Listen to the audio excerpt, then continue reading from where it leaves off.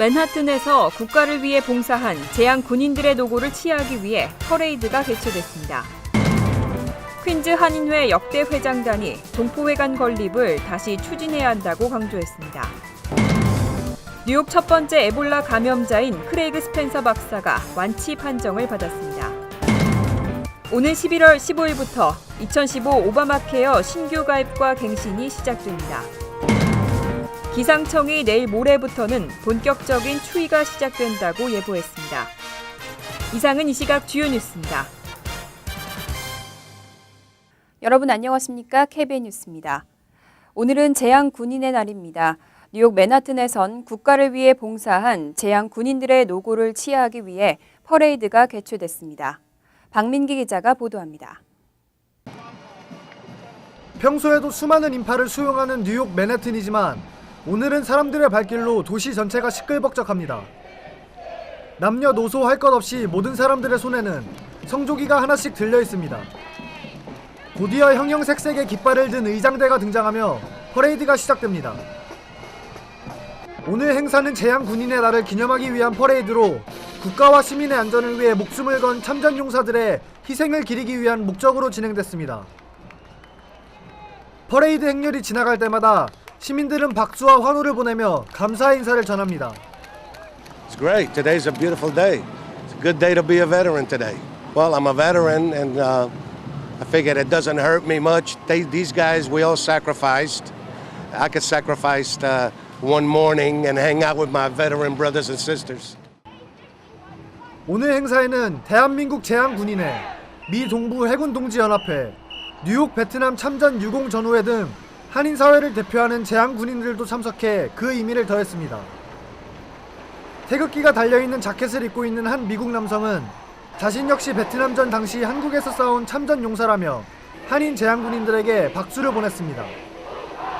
Yeah, I'm very proud. I'm a veteran myself. I'm very proud to be at the parade. It's great to see the city of New York honoring their troops, our fallen dead. It's a very good time to remember our veterans and give them thanks. That's why we have the freedom to be here today. Very proud of the Korean people, what they have done for their people. It's remarkable. 재향군인의 날을 맞은 오늘 퍼레이드가 진행되는 동시에 한편에서는 전사자들의 이름을 노란 리본에 적어 희생자에 대한 애도를 표하는 자리도 마련됐습니다.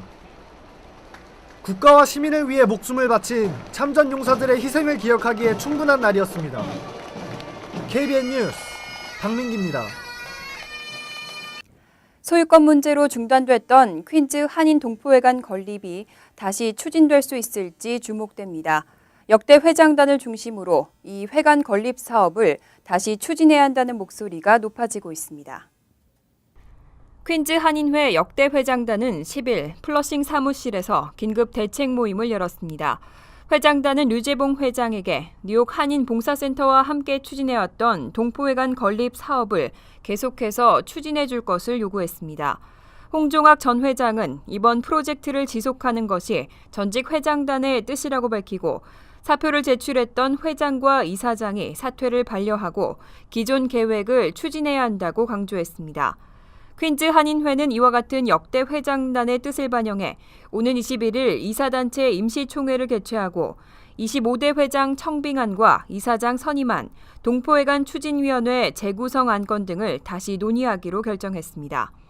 하지만 동포회관의 소유권 문제를 제기했던 이명석 전 회장은 이에 대해 반대 의사를 표명했습니다. 이 전 회장은 뉴욕 한인 봉사센터 측에 재정의 투명한 공개와 민주적 운영의 보장을 공개 제안했지만 거절당했다며 더 이상 함께할 수 없다고 강조했습니다. 이어 퀸즈 한인회가 단독으로 동포회관 건립 사업을 추진해야 한다고 덧붙였습니다. 뉴욕 첫 번째 에볼라 감염자인 크레이그 스펜서 박사가 완치 판정을 받았습니다. 오늘 퇴원했는데요. 텍사스의 에볼라 사태 종료 선언에 이어 이제 미국 내 공식적인 에볼라 환자는 없습니다. 뉴욕시 보건당국은 10일 성명을 통해 스펜서 박사에게서 더 이상의 에볼라 바이러스를 발견할 수 없다고 발표했습니다. 이에 따라 스펜서 박사는 오늘 맨하탄 벨뷰 병원에서 퇴원했습니다. 국경 없는 의사회 소속으로 기니에서 에볼라 감염 환자를 치료했던 크레이그 스펜서는 지난 10월 23일 에볼라 확진 판정을 받았습니다. 의료진은 스펜서에게 항바이러스 치료와 혈장 치료를 한 데 이어 에볼라에서 완치된 낸시 라이트볼의 혈청을 주입했고 효과가 있었다고 설명했습니다.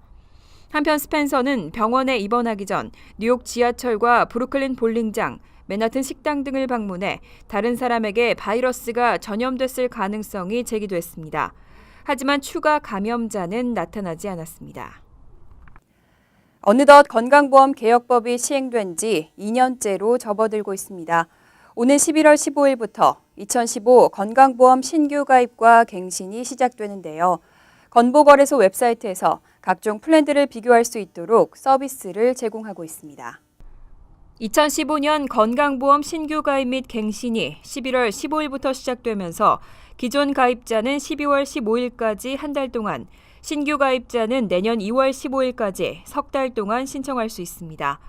연방 건보거래소와 뉴욕 건보거래소 웹사이트 등은 오바마케어 가입 및 갱신 시작을 앞두고 10일부터 각 보험 상품들을 비교할 수 있는 서비스를 시작했습니다. 뉴욕주 건보거래소 사이트를 방문할 경우 메인 페이지 아래 2015 플랜 컴페어 항목을 클릭하면 각 보험사가 등급별로 제공하는 각종 플랜들의 정보를 비교할 수 있습니다.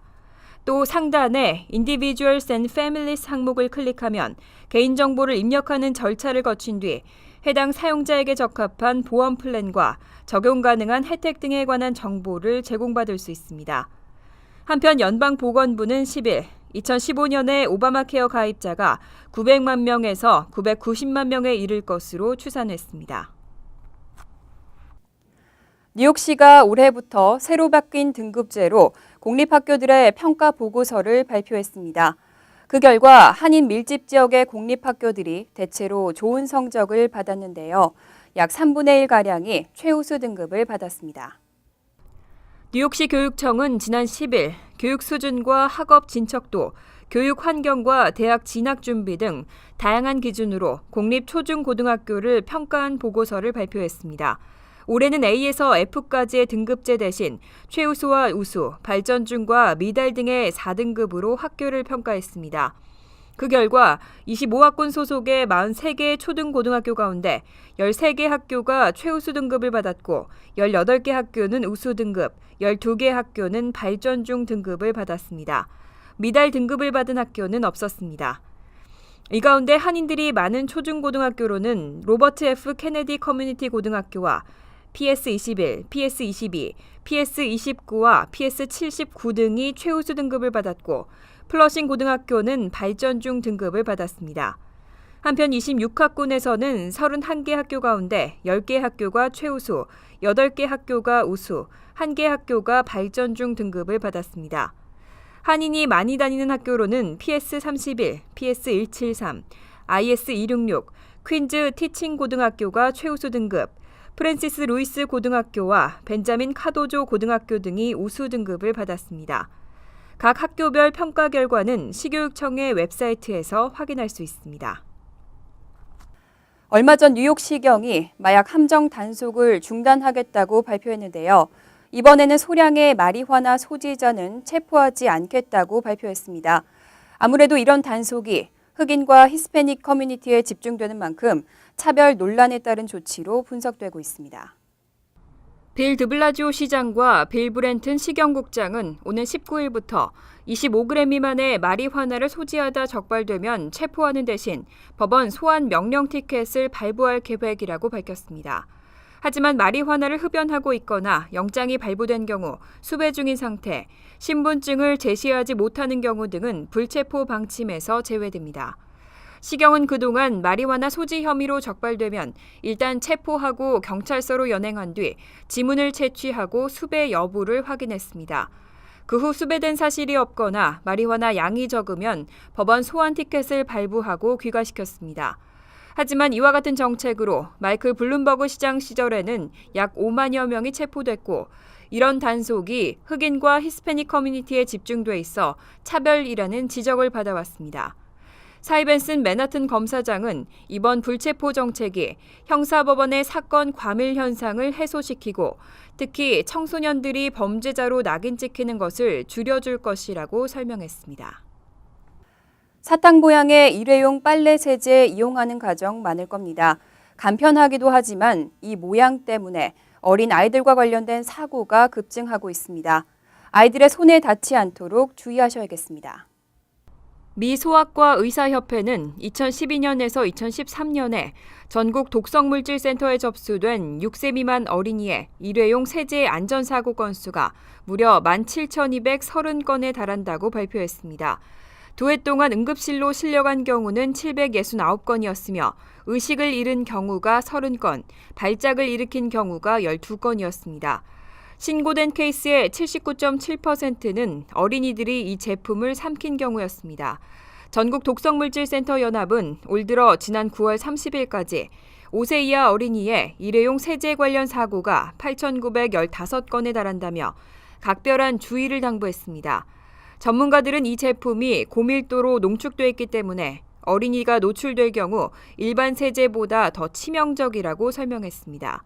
어린이가 이를 삼킬 경우 심한 구토 증세를 보이며 호흡곤란까지 올 수 있고 세제가 눈에 들어간 상태에서 비빌 경우 각막이 손상될 위험성이 크다고 당부했습니다. 짧은 가을도 어느덧 끝나갑니다. 기상청이 내일 모레부터는 본격적인 추위가 시작된다고 예보했습니다. 18일에는 뉴욕 일원에 눈이 내릴 가능성도 있겠습니다.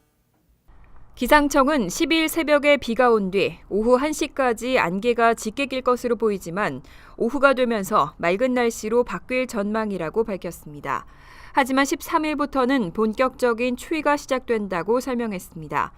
뉴욕 일원은 이번 주 최고 기온이 화씨 40도대로 떨어지고 다음 주에는 30도대까지 떨어지면서 18일에는 눈 소식도 있습니다. 13일 최고 기온은 49도로 떨어진 뒤 14일엔 45도까지 내려가고 최저 기온도 각각 36도, 32도로 예보됐습니다. 주말인 15일과 16일, 월요일인 17일에도 차가운 날씨가 이어집니다. 18일에는 최고 기온이 37도에 그치면서 비나 눈이 예상되고 있습니다. 18일 60%의 가능성으로 비나 눈이 올 것으로 전망됩니다. 이상으로 KBN 뉴스를 마칩니다. KBN과 함께 즐거운 저녁 되시기 바랍니다.